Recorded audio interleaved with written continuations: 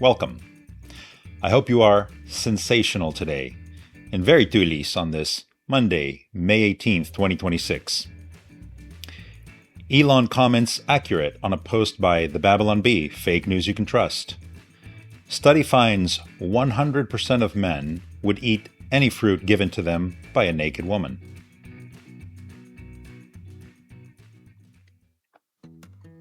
Reposted. For most of human history, women did not experience children as some rare interruptions to adult life.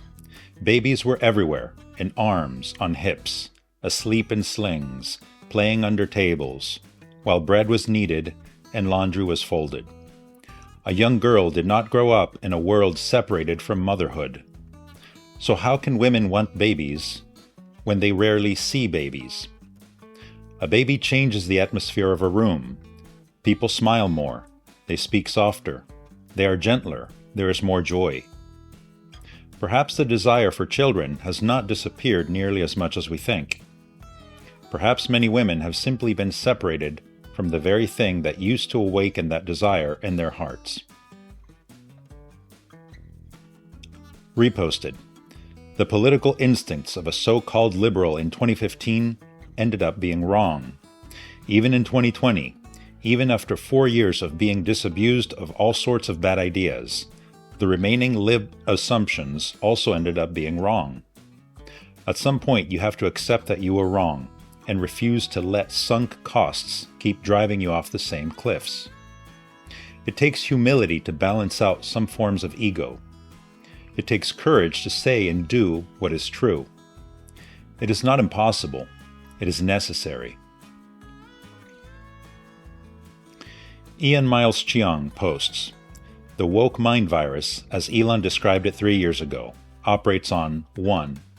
Anti-meritocracy, where competence is secondary to identity, and where questioning that hierarchy is itself treated as the offense. And 2. On the suppression of free speech. The cancel culture that makes public disagreement feel dangerous enough that most people simply go quiet. A civilization that cannot speak freely and cannot reward excellence is a civilization that has lost its immune system." Elon makes a brilliant summary to Bill Maher. Let's go to the clip. I think Twitter is one of them. I mean, you have talked about this woke mind virus. Yes. In really apocalyptic terms. Yeah.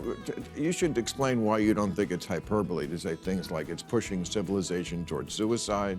First of all, what is the woke mind virus? And if we don't deal with this, nothing else can get done. Tell me why you think that.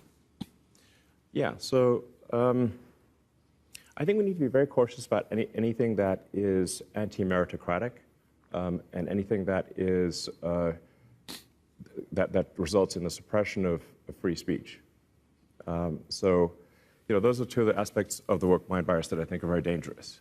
Is that it's often anti-meritocratic. You can't question things. Even the questioning is bad. So, another way to almost synonymous would be cancel culture. And obviously, people have tried to cancel you many times. Many times. Yeah, I mean, every week. Yeah. From left and right. I've had it from both sides. Yeah. And it's interesting. People, you and I are both like in that little group of people. Maybe it's a bigger group now. Yeah.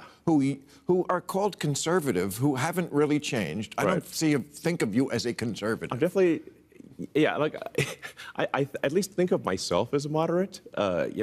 So, I mean, at least I've spent a massive amount of my life energy building sustainable energy, electric vehicles and batteries and solar and stuff. To help save the environment. That's not a, No.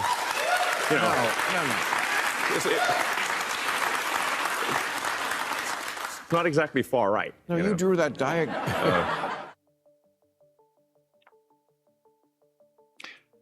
Reflecting light. 1. Machiavellians can charm, persuade, and deceive people effectively. Lawyers, bankers, and salespeople have a manipulative understanding of human psychology. They are, in fact, incentivized to do so. Beware that perverse incentives lead to perverse outcomes. 2. It is a dangerous, toxic, and exploitable side of the effeminate psyche, present not only in women, who come to believe they are good while at the same time try to rewrite every story, dodge every consequence, and carry zero accountability. In their minds, they have not hurt anyone, but somehow everyone else is to blame. That kind of delusion is toxic, self-perpetuating, and hazardous. One antidote is documented truth and reality. Prudence, awareness, and responsibility shuts down such evil. We have the technology. 3. Hope over optimism. Let's go to the clips. That's problem A. Problem B is this journey is going to take me roughly 50 days to complete. So I gotta live for 50 days inside a rover with marginal life support the size of a small van. So, in the face of overwhelming odds, I'm left with only one option.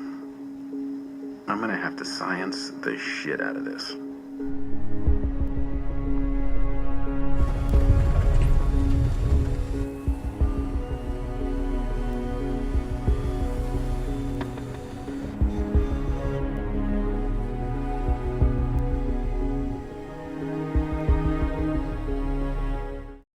Hope over optimism. Hope is generally considered better than optimism because it is more active, realistic, resilient, and motivating, especially in difficult or uncertain situations, while optimism can be passive, overly reliant on expectations of good outcomes, or even delusional if ungrounded. Optimism can be a vice, just like pessimism.